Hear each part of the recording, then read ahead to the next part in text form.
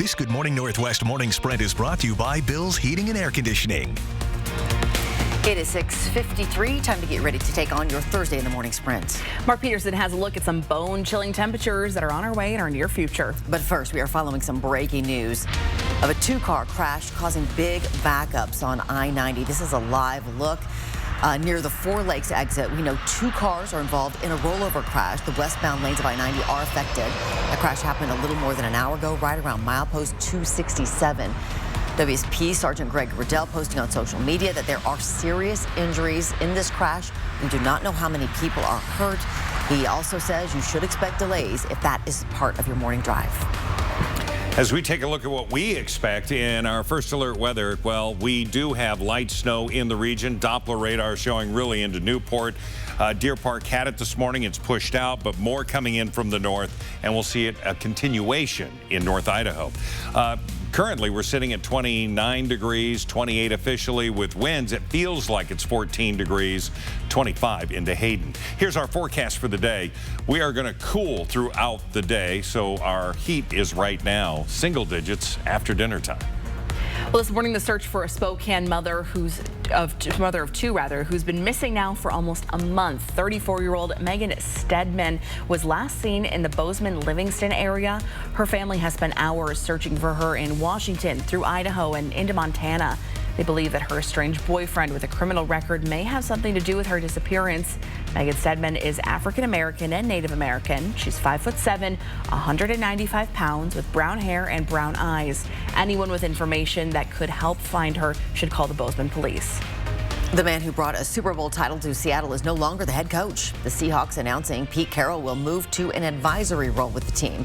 This was a mutual agreement between the Seahawks and Carroll. He spent 14 seasons as the Seahawks head coach, leading the team to its only Super Bowl victory.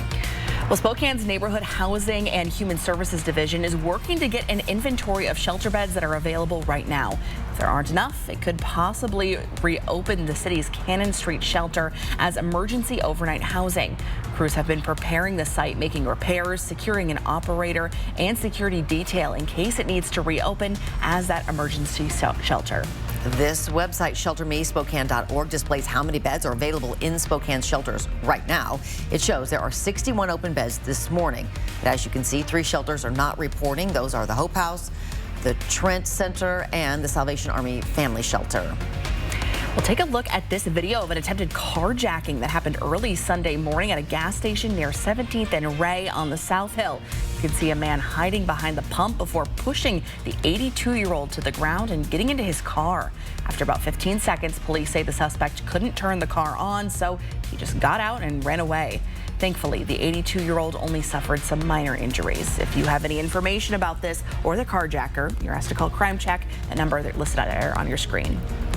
The Biden administration announces more than $620 million for new electric vehicle charging stations across the country. The money will go to fund 47 projects in 22 states and Puerto Rico. Secretary of Transportation Pete Buttigieg says it will result in 7,500 new charging ports, as well as EV and hydrogen fueling facilities for freight trucks in busy corridors. The funding comes from the bipartisan infrastructure law. Right now, there's about 170,000 EV chargers on America's roads. President Biden's goal is to have 500,000 by the end of the decade. Well, TSA kept a record number of guns off of planes last year, a total of 6,700. It also says it did screen more passengers in 2023 compared to 2022, so the rate of guns found actually decreased.